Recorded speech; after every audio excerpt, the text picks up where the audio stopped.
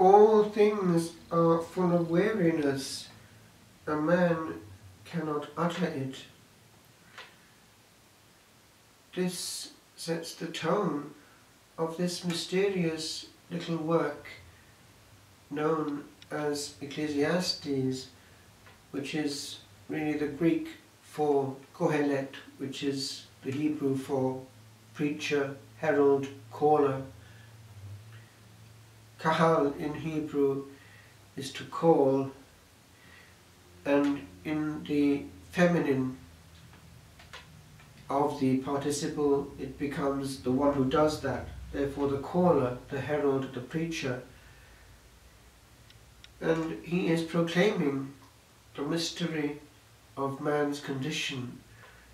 It's as though it's all in vain. It's the cry of humanity from prehistory coming out, repeating itself in different tones, but the same cry in each generation to our time, passing by wars and disasters, sufferings and illness. The big question, which C.S. Lewis actually handles in a whole volume, the problem of pain. Job also has that same cry in a very poetic work. I remember one time in the weekly walk in the Chartreuse in France, Frère Norbert, Don Norbert, coming out with this, c'est mon livre préféré de l'Ancien Testament. It's my favorite book of the Old Testament. And why? Because it says it as it is. There is an honesty there, a candour, a sincerity.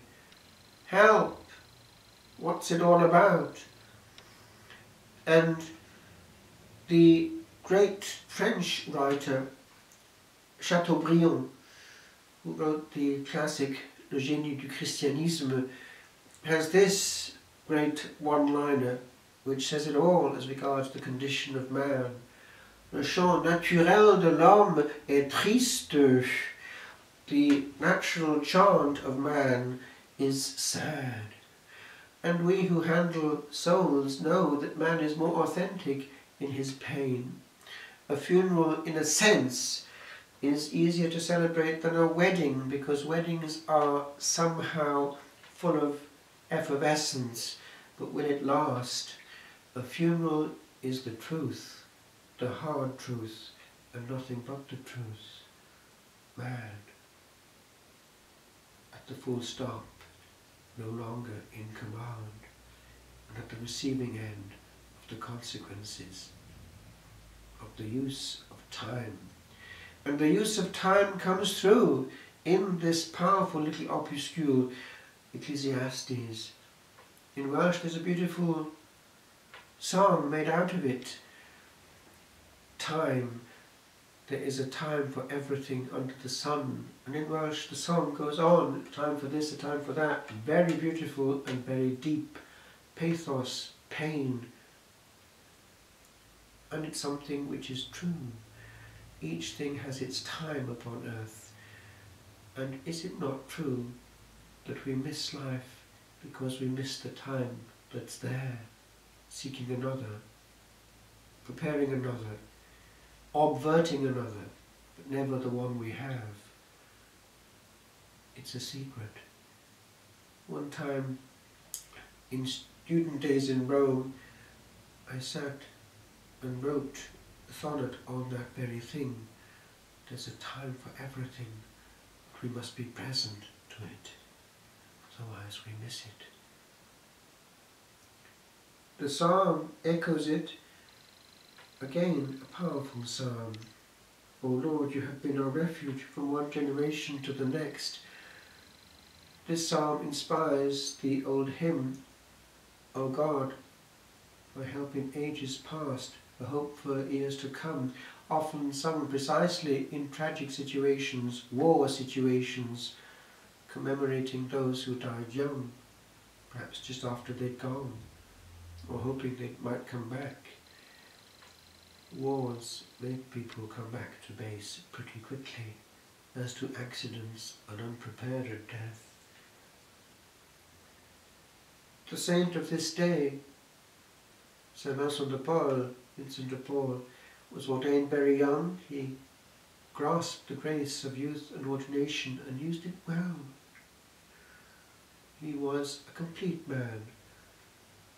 He attracted a magnet.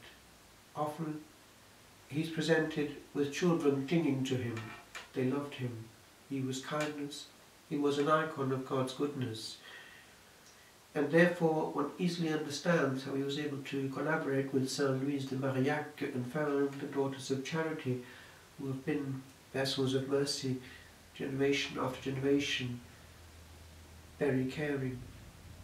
We had them in our parish in Cardiff. I remember Sister Enda, when one of the 6 monks was actually in trouble and in danger of leaving the priesthood, who went to search him out miles away, but she, what did she do? Go straight to his one-time superior, the Abbot of Ampleforth, by then Cardinal Archbishop of Westminster, and of course he was a good father and said, get him to come to me. These people care. Well, this then was the mercy which would extend to others in many hidden mystics as well, the likes of Saint Catherine Labouré, who served quietly in Rai in France, in Paris for years, the elderly, good to them. And she would always say, did you have enough to eat? And that would console them, because they mattered as people and not numbers. But she was the one who was given the miraculous medal in 1830. And when Our Lady came back in 1858 in Lourdes, she said straight away, c'est la même! It's the same one. She knew. And it was a confirmation, because she identified herself as the Immaculate Conception, which had been given to her on the medal. In the meantime, of course, Pius IX, by now blessed Pius IX, had already proclaimed it in 1854 as a dogma. Mystics, therefore, serving the vertical and the horizontal well combined. Well, this same saint, the founder, was also the founder of an important congregation, the priests of the mission, known as the Lazaristes, because they were in the area of Saint-Lazare in Paris, and they would conquer whole areas for the gospel, therefore grace through the priesthood. And he knew the importance of preparation for ordination. Holy priests makes a holy flock. And so this was the vertical, horizontal, completely intertwined. One can't separate. And indeed he said so, reminding people of the elasticity needed to adapt themselves precisely to the time. There is a grace for the time, an expression of God's will in the unexpected of the time. And he has this powerful teaching which is valid for all.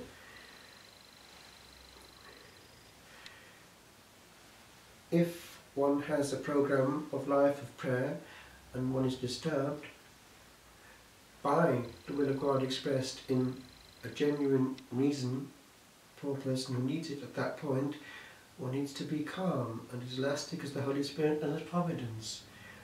On quitte Dieu pour Dieu, one leaves God for God. Do not be put out by uneasiness